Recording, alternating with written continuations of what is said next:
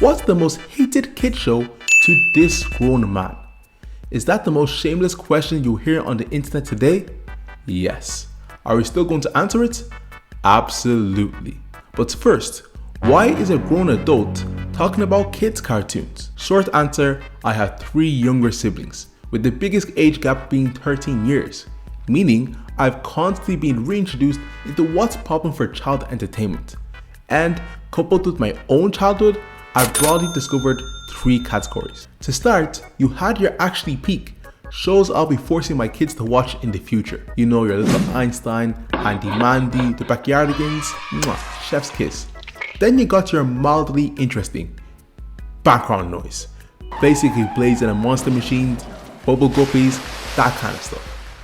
Finally, you have your truly trash. Like, I believe some of this stuff was the precursor of YouTube Shorts, others which I had my own personal vendetta against. And those are what we'll be talking about in this video. First on my list is Sofia the First. And I already know what you're gonna say. Sofia the First, she taught positive life lessons on kindness, honesty, doing your best. You can't not like her. Don't care. Honestly, couldn't care less. I despised Sofia the First. I disliked that girl. I think I still do.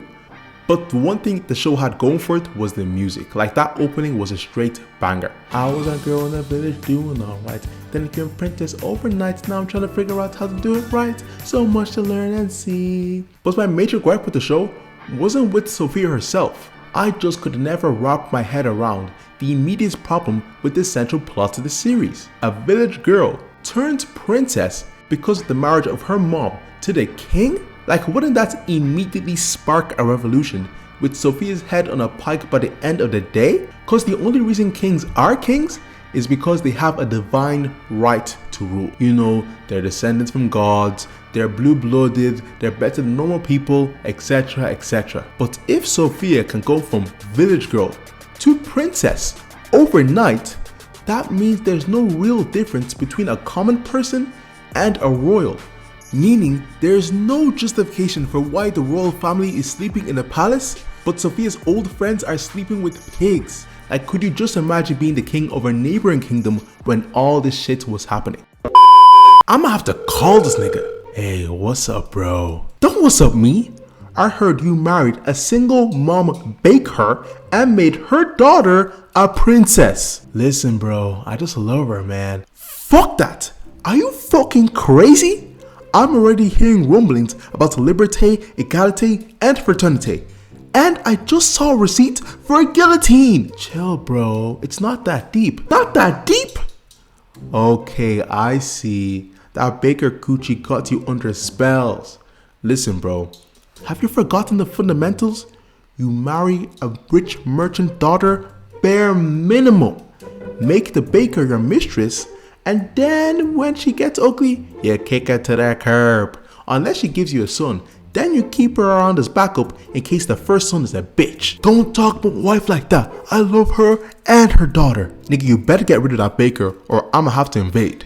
I'm not losing a dynasty over some hot crossed buns. And slip that girl Sofia a poison apple too. How are you going to give her the amulet of Avalor? She's not even your seed. Next we got Paw Patrol.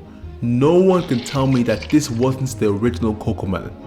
I want to actually take my time and enjoy the story. Like, how are we going to figure out a way to save the kids from the falling treehouse? I don't want to feel like I've just watched a 10-minute TikTok with every bright color and sound effect in existence. But that wasn't the real reason why I hated the show.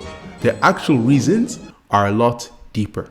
I believe this show made kids racist. Like, there are future KKK members out here who were inspired by discriminatory practices in Paw Patrol. And before you click off this video, answer me this question. Why did the mixed breed mutt dog Rocky barely get any missions? Never really get any screen time? I know he was the recycling pup, but isn't sustainability an incredibly important issue in our world? You couldn't have thrown in a couple more episodes about the benefits of recycling and reusing your old clothes, could you? No, you couldn't have, really. Cause Paw Patrol had its favorites, didn't it? You know, Sky was up there, yeah. Marshall too, yeah, he's cool. But the real favorite, the real face of the franchise was none other than that fuck nigga Chase. And all I have to say to that dog is ACAB. See, that term, all cops are bastards, was termed and coined because of that mangy mutt Chase. Because ironically, the preferential treatment Chase got was criminal. It didn't matter what the job was. It could be about saving people, catching robbers. It could be about teaching the benefits of recycling. And Ryder would look Rocky dead in the eye like this, call him a bitch to his face, then get Chase on the case riding down that slide lickety split. Disgusting. But that wasn't my only issue with the series. You see, every dog is supposed to be an expert in a different emergency field or critical service. You know, police, fire services, aviation, construction, you know, mountain rescue, recycling, that kind of stuff. But in later seasons, you could just tell they were adding a bunch of bullshit to this. Like Tracker, a chihuahua for jungle rescues. Are we serious right now, bro? He may be a snack for something that lives in the jungle, but honestly, if I was stuck in the Amazon and you sent a chihuahua to come save my life, I'm going to hit the Higumu pose like this. And finally, the last kids cartoon I hated, despite my age, was Miraculous Ladybug. But this one hurt in a way you will never understand. You see, I was there. At the beginning, I was there when the show first premiered on Disney Channel. I was there and I was excited. We're gonna get star-crossed lovers like Peter Parker and Mary Jane, except they're both Spider-Man, destined to fall in love but not know who exactly they're in love with. So much potential. Then I watched season 1, you know, episodic villain of the week, introducing new characters. I understood. I was happy. Then I watched season 2, which was a carbon copy of season 1. No real development to the story and definitely no growth in the relationship between Adrian and Marinette.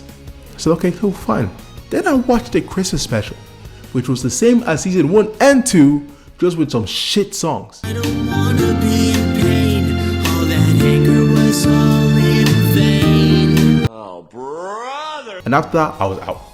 I was done being baited over and over again for something that they didn't want to give me. And at that time, it felt like leaving the movie theater early. You're in the hallway and occasionally you get FOMO hearing the shouts from inside whenever Adrian and Marinette came close to finding the truth.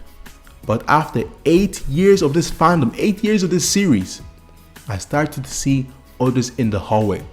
And what they've told me that's gone on in this past 8 years. And Felix are sentient beings. Adrian is a sentient being. Marinette knows that Adrian is a sentient being. Adrian does not know he's a sentient being. All I have to say is, what a fucking disappointment. That shit's some ass. Well, those are all the cartoons I hated as a grown man. Please like and subscribe. Love y'all. Bye.